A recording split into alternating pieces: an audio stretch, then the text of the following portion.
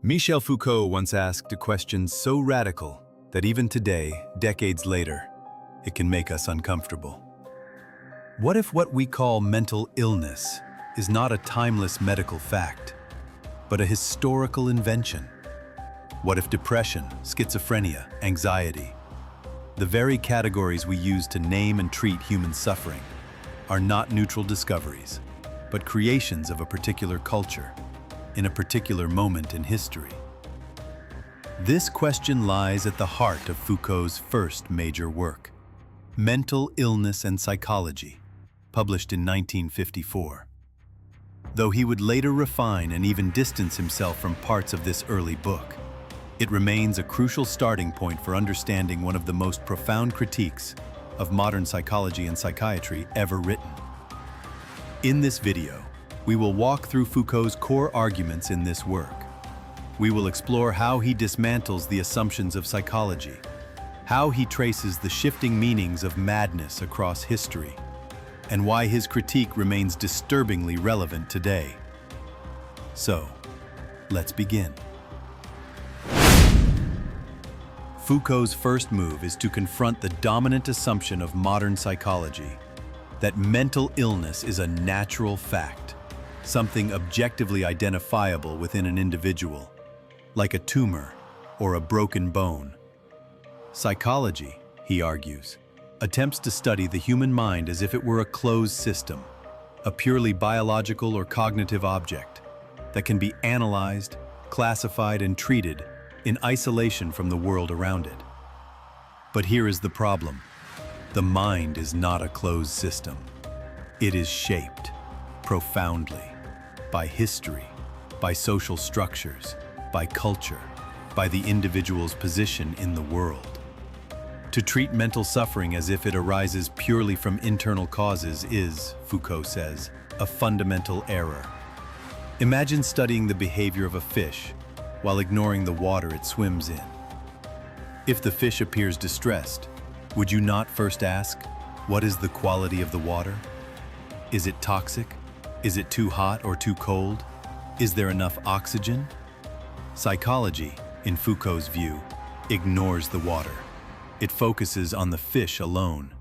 It examines symptoms, anxiety, delusions, compulsions, but largely ignores the broader societal and historical forces that produce human alienation and conflict in the first place. This is the core critique of the book. Modern psychology misunderstands mental illness because it strips it from its social and historical context. But Foucault does not stop here. To show how radically contingent our ideas of madness are, he turns to history. This is where the heart of the book lies, a brilliant historical analysis, what Foucault would later call an archaeology, of how the concept of madness has transformed over time. He begins in the Renaissance. During this period, madness was not. Artists and writers often portrayed the mad as possessing a strange, tragic wisdom, a mirror reflecting back the follies and limits of human reason. Madness was woven into the cultural fabric. Think of paintings like Hieronymus Bosch's Ship of Fools. With the mad and the wise, the foolish and the visionary sail together, exposed to the sea of life. Madness was seen as a form of difference, but not necessarily as a disease to be cured or an evil to be confined. It existed in the open. But this began to change dramatically in the classical age, the 17th and 18th centuries. This was the era of what Foucault calls the Great Confinement. Across Europe, a new attitude took hold, the elevation of reason as the supreme virtue of society. Anything that appeared to oppose reason, madness, poverty, idleness, came to be seen as dangerous unreason. The response was not medical, but moral and political. Governments established vast institutions, like the Hôpital Général in Paris, designed to sweep away those deemed socially undesirable. The mad were no longer figures of tragic wisdom. They were grouped alongside beggars, vagrants, prostitutes, and the idle poor, all treated as threats to the moral and economic order. The solution was confinement, to lock them away, to make them invisible. Madness was no longer a condition to be understood. It was a problem to be contained. And so, the mad were physically segregated from society, their lives controlled, their voices silenced. But in the 19th century, a new shift occurred, one that shaped the modern psychiatric system we know today. This was the birth of the asylum, and with it, the medicalization of madness. Figures like Philippe Pinel in France are often celebrated for their apparent humanitarian reforms. Pinel famously ordered the removal of chains from the inmates of asylums. This image, the enlightened doctor freeing the mad from their shackles, is often told as a story of progress. But Foucault offers a darker interpretation. Yes, the visible chains were removed, but in their place arose a more insidious form of control: the authority of medical knowledge. Madness was now rebranded as mental illness. It became an object of scientific inquiry, and the psychiatrist emerged as the figure with the power to define its truth. In the modern asylum, the mad were no longer confined simply as moral deviants. They were now classified, observed, and treated under the guise of medical expertise. But this medical gaze, Foucault argues, was not neutral. Here we encounter one of his most important concepts: the relationship between power and knowledge. The modern asylum was not just a site of care.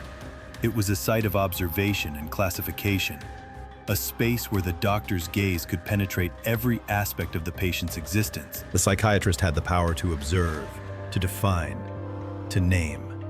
And in doing so, the doctor's gaze produced a specific kind of knowledge about madness, knowledge that reflected not timeless truth, but the values and priorities of society. Order, reason, productivity, normality. These values shaped the categories of mental illness. They determined what was to be considered sane and what was to be treated as pathological. To be diagnosed was not simply to be described. It was to be positioned within a structure of power. The asylum thus created a subtle but profound power dynamic. The patient's truth was no longer their own. It was produced, mediated, and controlled by the institution and by the experts who spoke in the name of science. This, then, is Foucault's overarching argument in mental illness and psychology: that what we call mental illness is not a pure medical discovery. It is a historical construct, a product of shifting social, political, and cultural forces.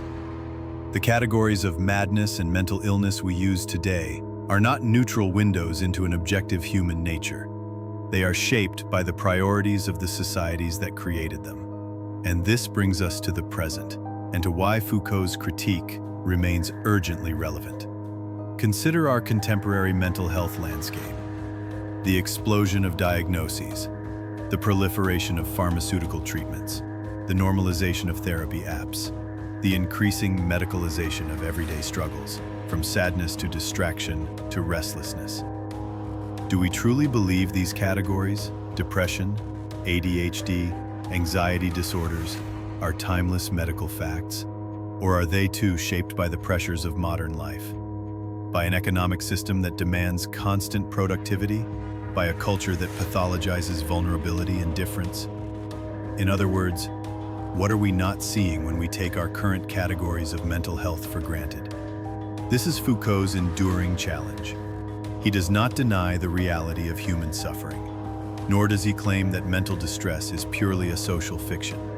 But he demands that we ask, how are our definitions of normal and abnormal constructed?